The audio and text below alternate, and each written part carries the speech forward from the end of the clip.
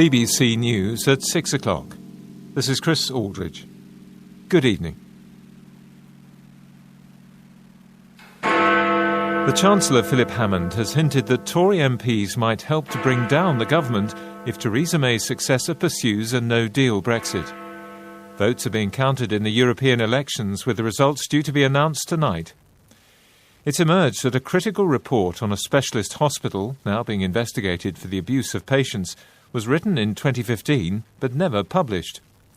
In sport, victory for Lewis Hamilton at the Monaco Grand Prix.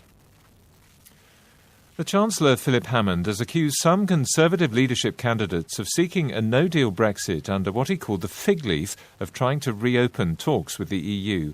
Mr Hammond warned that they would not survive long as Prime Minister because Parliament is so strongly opposed to leaving without an agreement.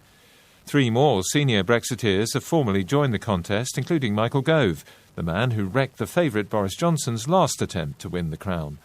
Our political correspondent Tom Barton reports. The list of candidates is getting longer. 8 Tory MPs are now vying to replace Theresa May as Prime Minister. And as the field grows, the focus of the campaign is becoming clearer. The key dividing line, the level of candidates' enthusiasm for the prospect of a no-deal Brexit, which would see the UK leaving in October without an agreement in place. One of those entering the race today, the former Brexit Secretary Dominic Raab, told the Andrew Marr Show he would try to renegotiate the Northern Irish backstop, the measure to ensure no return to physical checks on the Irish border.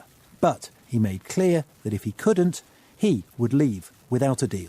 If we don't, and we're not willing to say that, I think we put ourselves in a much weaker position in terms of getting a deal. Because if you're not willing to walk away from the negotiation, it doesn't focus the mind of the other side. Andrea Leadsom, who resigned as leader of the House of Commons last week, also joined the leadership contest today, telling reporters she too was prepared to leave without a deal. The problem with that position, according to the Chancellor Philip Hammond, is that Parliament has consistently opposed a no-deal Brexit, and MPs could use a vote of confidence to force out a Prime Minister who was heading in that direction. Today, he refused to rule out voting against a Conservative government if that situation arose. Mr Hammond isn't running for leader, but he accused those who claim they could reopen negotiations with the EU of misleading the public. People who say, I'm going to go and have one last go at negotiating the backstop away and then we'll have to leave on no-deal terms. In fact, the negotiation is a fig leaf for what is actually a policy of leaving on no-deal terms. One candidate who went further than all the others was Esther McVeigh, the former Work and Pensions Secretary, telling Sky News she would leave at the end of October without a deal and wouldn't even ask the EU to reopen negotiations. Now, if the EU wants to come back to us, the door is open if they want to have a better deal. That's fine. We've always wanted a free trade agreement. But what we've got to do is not waste time. Time is limited. We have to make sure that we are ready to leave. Michael Gove's entry to the leadership contest means the 2 biggest beasts of the 2016 Leave campaign are now in the race.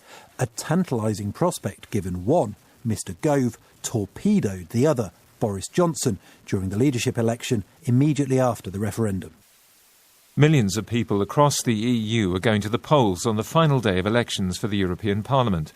Right-wing nationalist parties have mounted a coordinated challenge to the pro-EU groups that have traditionally dominated the Parliament. Voting in the UK took place on Thursday, but the first results won't be announced until 10 o'clock tonight. From Brussels, here's our Europe correspondent, Damien Grammaticus. At a polling station in Brussels, it was busy all day. These elections will help set the course for the EU by highlighting the issues voters want to see Europe tackle in the next 5 years. Environment is, of course, one of the most important topics on this day. And for you, Europe needs to change. Yes. People need change, this woman says, because there's a lot of poverty and unemployment. We need help. Crucially, the vote will determine the makeup of political forces in the European Parliament, a balance that will be affected by the presence of UK MEPs, even if they only fill their seats until the end of October. In that way, the election will influence the process in the coming weeks to pick successors to Jean-Claude Juncker and Donald Tusk to fill the top jobs running the EU's institutions. The new incumbents, who'll take office in November and be in post for 5 years, could impact the UK far beyond the Brexit process. Observers will be watching to see whether the traditionally dominant parties, Conservatives like Angela Merkel's Christian Democrats and Socialists like those in France, see their vote share slide.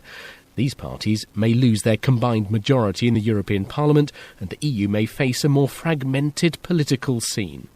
In Italy and France, the question is whether far-right anti-EU groups top the results and can form a significant bloc, or whether Emmanuel Macron's new pro-EU movement does well and possibly holds the balance of power in the Parliament. But Green and Socialist groups also believe they may do well based on exit polls they've heard from Ireland and the Netherlands. It may be some of these results that provide the biggest surprises. You can hear full coverage of the European election results in a special programme here on Radio 4 from 10 o'clock. A former inspector at the Care Quality Commission says he raised concerns nearly 4 years ago about a specialist hospital at the centre of abuse allegations, but his report wasn't published. 10 workers at Walton Hall in County Durham have been arrested since BBC Panorama revealed last week the alleged mistreatment of patients with learning difficulties and autism. Our social affairs correspondent Alison Holt reports. The BBC Panorama programme included allegations of some staff bullying and intimidating patients with learning disabilities or autism. The current owners, who took over earlier this year, have now moved all of the patients to new homes. The undercover investigation revealed a disturbing culture. In 2015, Barry Stanley Wilkinson led an inspection into Walton Hall for the Care Quality Commission. He says it raised concerns about the culture then. It was the only report he wrote in nearly a decade of working for the CQC, which wasn't published. What was evident was a very poor culture, and that was firmly written within that August 2015 report. And I strongly believe that anybody that can understand organisational culture, reading that report, would agree that there was definitely warning bells there. In a statement, the CQC says that the draft report didn't raise any concerns about abusive practice, and the inspection team hadn't collected enough evidence to substantiate the recommended rating of requires improvement. A later inspection rated the hospital as good overall. The regulator is now carrying out a review of its inspections of the private hospital. A man and woman have been charged with murder in connection with the deaths of 2 teenage boys at a house in Sheffield. 4 other children found at the same address were taken to hospital but have since been released. The woman also faces 3 charges of attempted murder. Reporting from Sheffield, Phil Bodmer. Police and paramedics were called to a semi-detached house 6 miles north of Sheffield city centre on Friday morning. Neighbours reported seeing intense emergency service activity in the street. 6 children were taken to hospital. 2 teenage boys, aged 13 and 14, died. Police have refused to confirm suggestions they might have been poisoned. Throughout the weekend, people have been laying flowers and balloons at the front of the property. Yesterday afternoon, it was revealed the 4 younger children, including a 7-month-old baby, had been discharged from hospital.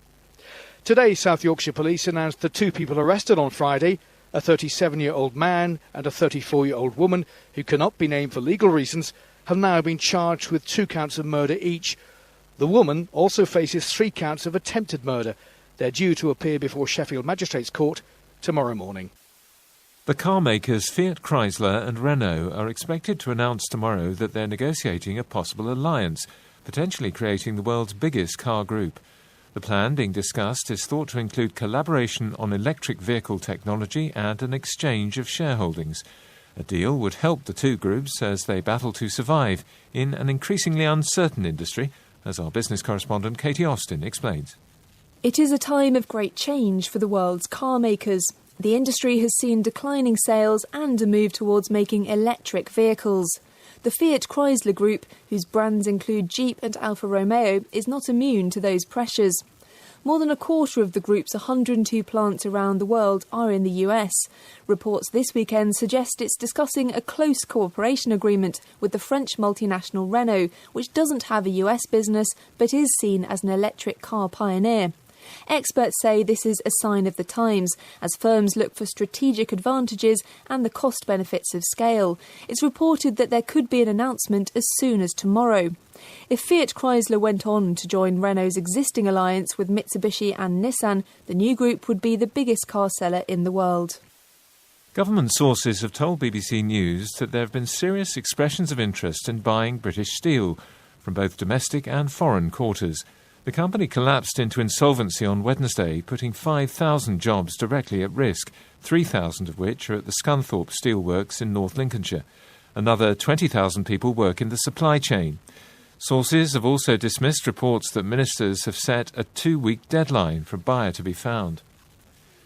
A British man has died of a heart attack after a collision between two yachts near Cannes on the last night of the film festival. Attempts were made to resuscitate the 29-year-old crew member,